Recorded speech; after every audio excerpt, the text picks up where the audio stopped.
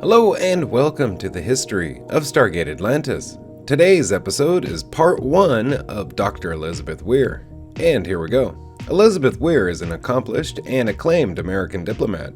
After a personal request from U.S. President Henry Haynes in 2004, that career came to an abrupt end so she could assume the role of the first ever civilian commander of Stargate Command, essentially trading international diplomacy for interplanetary diplomacy.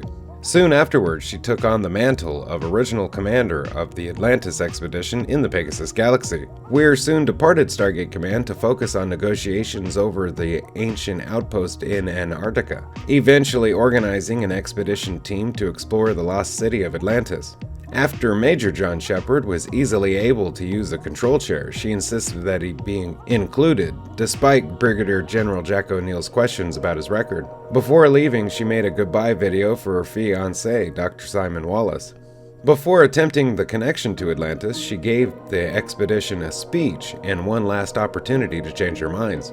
After the dialing was successful and the MALP indicated that it was clear, she joined Colonel Marshall Sumner on the first team through the gate. Upon arriving, Sumner informed her that the city was underwater. When Dr. Rodney McKay, the expedition's chief science officer, discovered that the power levels were dangerously low, she had Sumner order all search teams back to the Stargate operations. With a catastrophic failure imminent, she had Sumner and Shepard take a team to find the place to evacuate to. When Shepard returned with the Athosian refugees, Atlantis released itself from the ocean floor and surfaced. When Shepard wanted to launch a rescue mission, she initially refused, until he proved that he could fly the puddle jumper. When they returned and was informed that Sumner was killed, she told Shepard to choose the members of his team, as he now was the ranking military officer and also the new military commander. When Major John Shepard's team encountered the Wraith for the 5th time in 9 missions, she concluded that there must be a spy in the city. She set up new security protocols and restricted the movements of the Athosians, and set up personal interviews with all Athosians.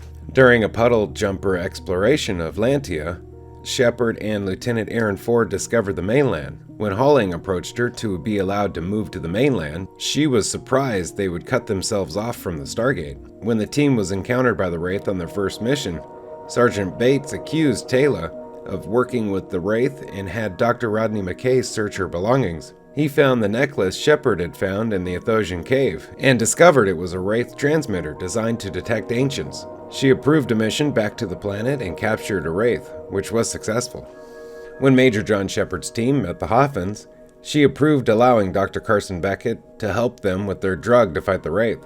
When Shepard wanted to test the drug on Steve the Wraith, she was hesitant because of the Geneva Convention prohibits experimentations on prisoners, but Shepard convinced her that it was the right course of action. When Major John Shepard, Dr. Rodney McKay, and others went on a mission to the Langarian Point satellite, they detected a distress call from a nearby planet. She was hesitant to allow them to investigate, but agreed.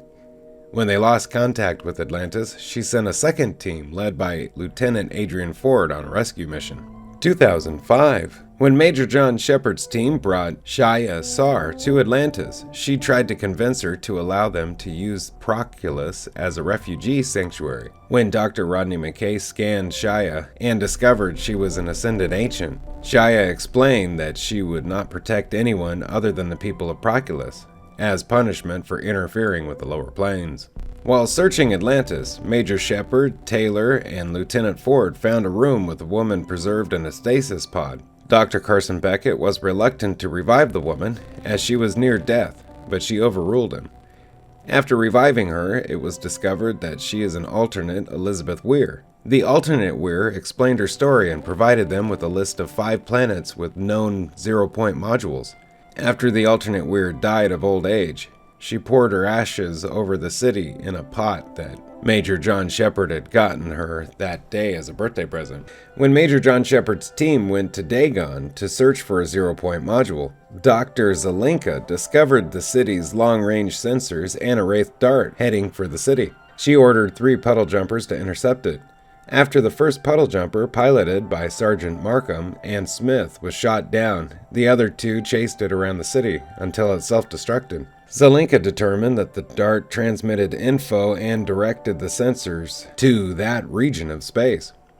He detected 3 hive ships heading for Atlantis. Hey, thank you for watching the history of Stargate Atlantis. Have a great day. Bye-bye.